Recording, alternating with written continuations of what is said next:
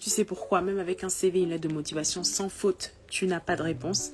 Je vais te donner les raisons principales. La première raison, c'est le timing. C'est hyper important de candidater très vite lorsqu'on tombe sur une offre d'emploi qui nous plaît, pour être sûr d'être dans le haut du panier et surtout pour ne pas que le CV se noie dans la masse. Donc plus tôt tu candidates, plus tu optimises tes chances que ta candidature soit analysée.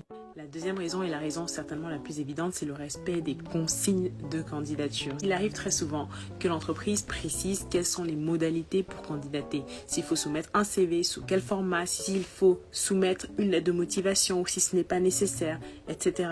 Donc pensez toujours à respecter ces consignes parce que c'est ça qui permet de montrer si vous êtes quelqu'un attentif aux règles et surtout si vous savez les respecter. La troisième raison est liée à ton CV. C'est hyper important, et j'en ai déjà parlé, de faire un CV qui soit adapté à la candidature. Il faut savoir qu'il y a énormément d'entreprises qui utilisent un ATS, un Application Tracking System. Et en fait, ça consiste à pouvoir trier automatiquement les CV en fonction des mots-clés. Donc, c'est hyper important d'utiliser les mots-clés et donc de bien les identifier en amont pour pouvoir les mettre dans son CV pour que sa candidature remonte systématiquement.